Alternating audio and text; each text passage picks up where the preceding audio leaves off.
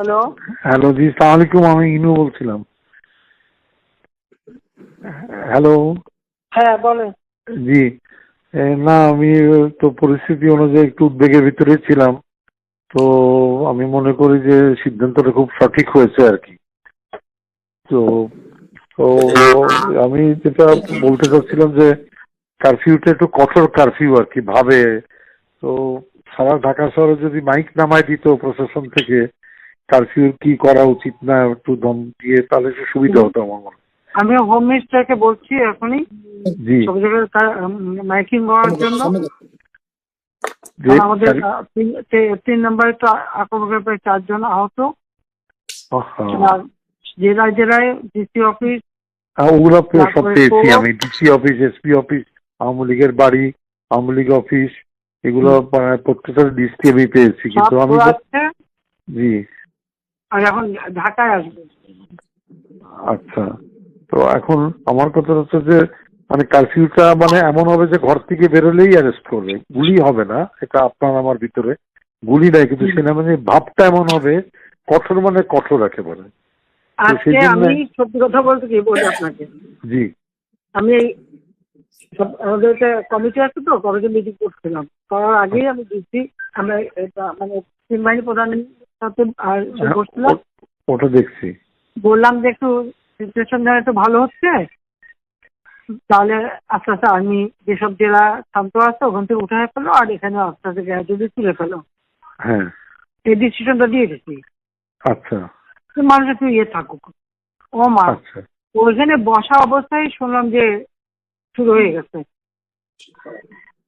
ও তো টার্গেটেড উপজেলা লেভেলেরও YONO office ভাঙচুর করছে মানে। হ্যাঁ, তারপরে যখন শুনলাম তখন আমি বললাম যে ঠিক আছে, তারপরে তোমার বলো কি করবা। যাও ইয়ে করছে যে মানে এখন যে কার্ফিউটা আগায় দিচ্ছে, আর কি পয়েন্ট গুলি যেগুলি ওদের কতগুলি জায়গা ওরা সিলেক্ট করছে যেখানে হামলা করবে, সেগুলি কেটে যেগুলো ওগুলি মানে তার প্রোটেকশন দেবে। আর সেনা টহলটা বিজিবি আর র্যাব পুলিশের হচ্ছে টহল দেবে। আর সেনাবাহিনী আমার সেনাবাহিনী পট করে যেখান থেকে প্রয়োজন হবে তোমরা টহল দেওয়া। আচ্ছা, তো যেটা বলছো ওটা ঠিক, যে ওই এটা থাকতে প্রেশারটা থাকতে হবে। প্রেশারটা থাকতে হবে, মানে খুব প্রেশারটা থাকতে হবে। আর একটা হচ্ছে যেটা আপনি কালকে আলাপ করছিলাম যে আপনার পার্টি নেটওয়ার্কে, আমাদের পার্টি নেটওয়ার্কে রেডি করা যে কারফিউ উঠে গেলে 1 লক্ষ লোক ঢাকা দখল করবো, আমরা বসবো না আসছে। আমি যে জেলায় জেলা ওরা জেলা আসবে, আমাদের জেলা থেকে লোক আসতে চাচ্ছে।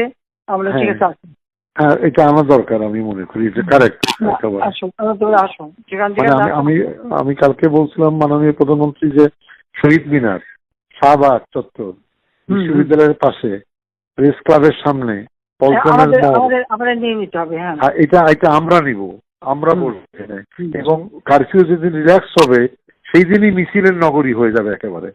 এবং কিছুই নাই, শান্তি চাই, শান্তি চাই, ছাত্ররা বাড়ি যাও, ফেরত যাও, ফেরত যাও, সন্ত্রাস দমন করো। আমি এটা স্কুলে দিতে বলছি যে তোমার ছাত্ররা সব ঘরে ফেরো। গার্জিয়ানকে বলছে এখানে কিন্তু জঙ্গি হামলা হচ্ছে। হ্যাঁ, রাইট রাইট। না, এটা আমাকে আমি বেশ কিছু আন্তর্জাতিক ইয়ে পাইছি, তারা এটাকে জঙ্গি হামলা হিসেবেই কনসিডার মানে বলতেছে। হ্যাঁ, জঙ্গি হামলাই হয়েছে। আপনি সন্ত্রাসী জঙ্গি এই কার্ডটা খেলবো আমরা এখন। না, কার্ড খেলা না, এটা আমি আগে করি নাই, কিন্তু আমাকে একটা আন্তর্জাতিক সংস্থা থেকে আমাকে সেই মেসেজটা দিতে যে এটা জঙ্গি হামলা। আচ্ছা, যেমন আমরা এর সাথে নাই। জঙ্গি সন্ত্রাসের মোকাবেলা করছে এখন সরকার। তারা আমাকে এটাই বলছে যে এটা জঙ্গি হামলা, যাতে আমরা এর মধ্যে নাই। আর তারপর আমি চিঠিটা পেলে জানাবো, এটা দিয়ে দেবো পেপারে। আচ্ছা, এটা একটা ব্যাপার। একটা হচ্ছে যে 2টা ভাগ, একটা হচ্ছে ছাত্রদের কোটা আন্দোলনকারী, একটা হচ্ছে উৎখাতকারী। উৎখাতকারীরা জঙ্গি সন্ত্রাসী হামলায় চলে গিয়েছে। কোটা সংস্কারকারীর ব্যাপারে আমার সরকারের যা যা আছে সমবেদনা আছে। উৎখাতকারীকে রাজনৈতিক ভাবে আমি মোকাবেলা করব। কোন ছাত্র যদি উৎখাতকারীর সঙ্গে জড়িত হয় সেই দায়িত্ব আর আমি দিব না। আমি তো বলবো, আমার আমি তো শত্রু। আপনারা বললে তখন মনে করবে যে অন্যান্য অ্যাঙ্গেল থেকে বলা আমি তো অবশ্যই বলবো, আমি তো এতে আপনি দেখতেছেন না কমিউনিস্ট পার্টি হ্যাঁ তারা এখন সেই সিবিএর সাথে তো আমি দেখি ওদের সঙ্গে কথা বলার চেষ্টা করি সেলিম সবার সঙ্গে। ওই যে কি জানি না ওনার নাম সাইফুল হক নাকি সাইফুল জোনায়েদ সাকি হ্যাঁ জোনায়েদ সাকি সাইফুল হক হ্যাঁ আচ্ছা আমি জোনায়েদ সাকি সাইফুল হককে ক্লিয়ার করি। তোমরা কোথায় নিচ্ছ দেশটাকে? ওর মধ্যে যে সমর্থন দিচ্ছ এখন দেখো এখন তো পুরো জঙ্গি হামলা হচ্ছে। আরেকটা পয়েন্ট কি খেয়াল করছেন আপনি যে আনু মোহাম্মদরা শিক্ষকরা যারা সমর্থন দিছে তারা একটা অন্তর্বর্তী সরকারের একটা রূপরেখা ফ্লোট করার চেষ্টা করছে, যেখানে বলতে চাচ্ছে যে অন্তর্বর্তীকালীন সরকার শিক্ষার্থীদের নিয়ে হ্যান্ডটেন নিয়ে হবে, তাহলে একটা ছায়া সরকার করবে এবং সংবিধান বাতিল করার জন্য একটা সংবিধান সভা করতে হবে, মানে সংবিধানই বাতিল করে দিবে। আসল থলে হ্যাঁ সংবিধান বাতিল আসল থলে আমি মেনন ভাইকে একটু আগে বলছি যে মেনন ভাই যে এটা খুবই অ্যালার্মিং কথা, যেখানে বঙ্গবন্ধুর মূর্তি এবং মুরাল ভেঙে ফেলতেছে, তার মানে আমার পয়েন্টটা নিতে হবে যে এদের অ্যাটাকটা হচ্ছে রাষ্ট্রের বিরুদ্ধে, মুক্তিযুদ্ধের বেসিক অর্জনের উপরে। সুতরাং তারা তো খালি সরকার বদল চাচ্ছে না, মানে কোটা আন্দোলন করে কোটা চায়নি, তারা সরকার উৎখাত করতে চাইছে।